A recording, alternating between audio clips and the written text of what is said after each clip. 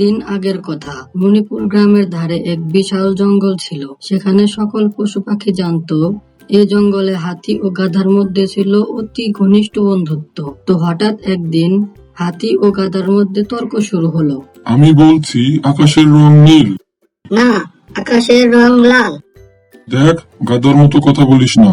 এই জঙ্গলের সবাই জানে আকাশের রং নীল। সবাই যা বলে তাই মানতে হবে নাকি? আমি বলছি আকাশের রং লাল। চল তাহলে আমাদের রাজামশাইয়ের কাছে, সেই বলে দেবে কার কথা সঠিক। এই বলে হাতি ও গাধা চলল জঙ্গলের রাজা সিংহের কাছে। কি মানিক রতন, হঠাৎ দুই বন্ধু আমার কাছে, কি মনে করে? দেখুন না রাজা মশাই, এই হাতি সে কখন থেকে আমার সাথে তর্ক করছে। আমি বলছি আকাশের রং লাল, সে কিছুতেই মানতে রাজি না। সে বলে আকাশের রং নাকি নীল। দেখুন রাজামশাই, আকাশের রং যে নীল সেটা এই জঙ্গলের সবাই জানে, কিন্তু এই গাধা তা মানতে রাজি না। এর একটা সুষ্ঠু বিচার আপনি করুন।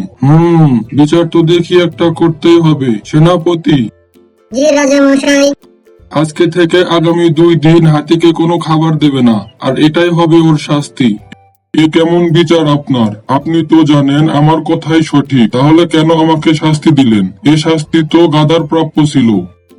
এ শাস্তি সঠিক ও ভুলের নয়। এ শাস্তি হলো তুমি একটি বুদ্ধিমান হাতি হয়ে নির্বোধ গাধার সাথে তর্ক জড়ানোর শাস্তি। কারণ বুদ্ধিমান ব্যক্তি কখনো নির্বোধের সাথে তর্ক জড়ানো উচিত নয়। এই ভিডিও থেকে আমরা যা শিখলাম, বুদ্ধিমান হয়ে নির্বোধ কারো সাথে তর্ক জড়ানো উচিত নয়।